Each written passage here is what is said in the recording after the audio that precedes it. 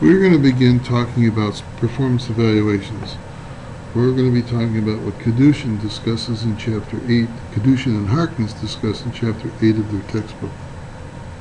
I'm also going to discuss other concepts from other individuals at the same time.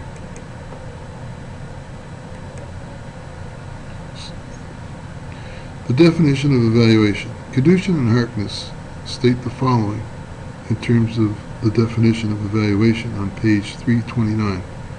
Evaluation and supervision is defined as the objective appraisal of the worker's total functioning on the job and over a specified period of time. It is a process of applying systematic procedures to determine with reliability and validity the extent to which the worker is achieving the requirements of his or her position in the agency. An evaluation should be a judgment based on clearly specified, realistic, and achievable criteria reflecting agency standards. It is job-related and time-limited. It is concerned with both the quality of performance and quantity of accomplishment.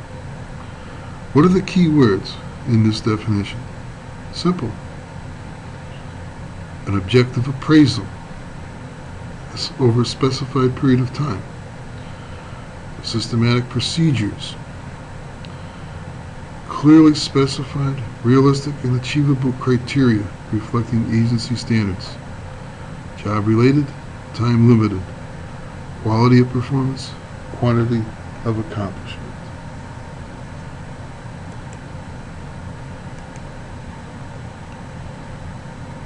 What we know is that Kadushin tells us, Kadushin and Harkness tell us, that the performance appraisal serves both an administrative and educational, as well as a supportive function and supervision.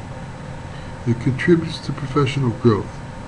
It provides explicit feedback which helps the worker get a sense of meaningful achievement.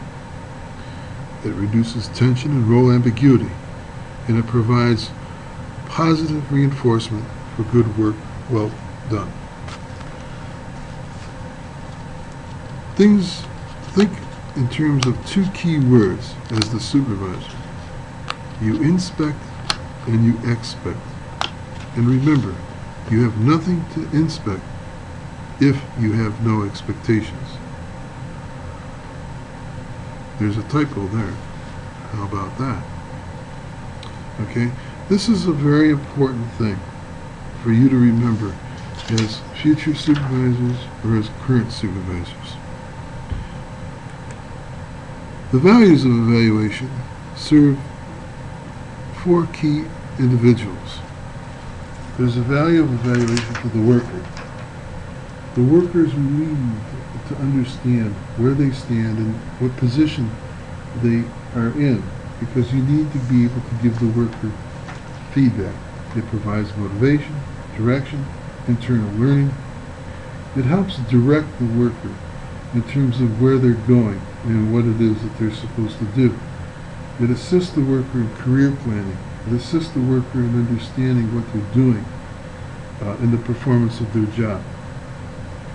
Performance evaluations also serve a critical function for the agency and the organization. It provides public accountability by evaluating whether the agency is achieving its goals and objectives depending upon how your performance appraisals are set into motion and what type of criteria you're looking at. It provides a review for a series of evaluations over a number of workers and identifying problems and training activities in terms of what needs to be done. It helps the agency determine whether or not people should get promotions, dismissals, reassignments, merit pay increases in terms of what they should be doing there. And it also provides some administrative decisions in much more complex issues with respect to agency budgets, downsizing, and where organizations are supposed to go. The value to the client is, I think, pretty self-evident in that we have a responsibility to the client in terms of making sure that we're regulating our profession, regulating our workers, and hoping that we are achieving what needs to be done on their behalf. The value to the supervisor, I think, is pretty clear in that it provides an agenda for future educational supervision.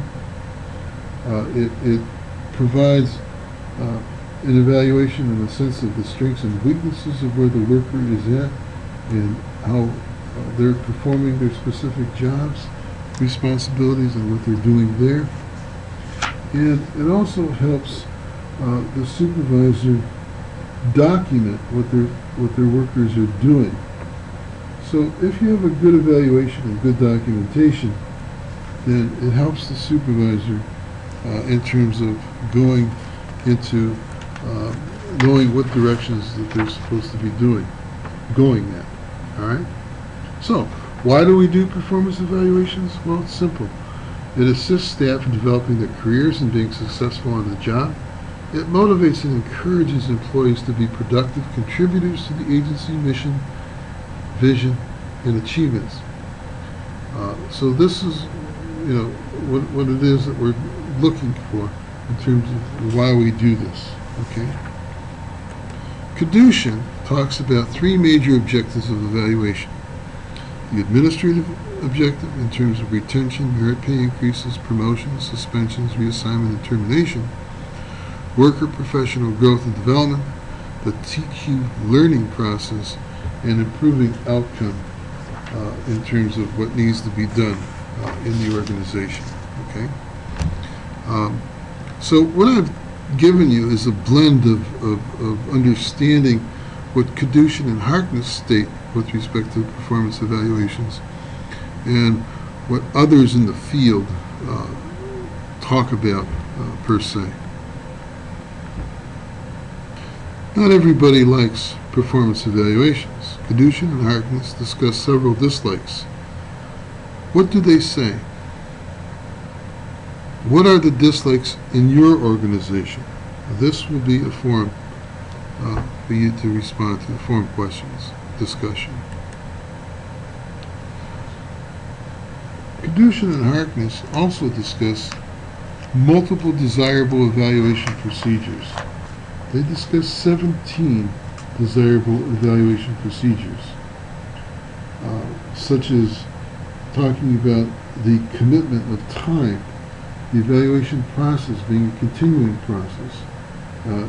In the service of accuracy, supervisors must maintain observable records in a diary of information and must devote part of each conference to assessments, and so on. What I'd like each student to do is to select one reason different from other students and apply this to their place of employment. So, if you have already seen another student's observation, I want you to pick a different one. Okay, there's 17, so there's multiple choices, and it's first come, first served.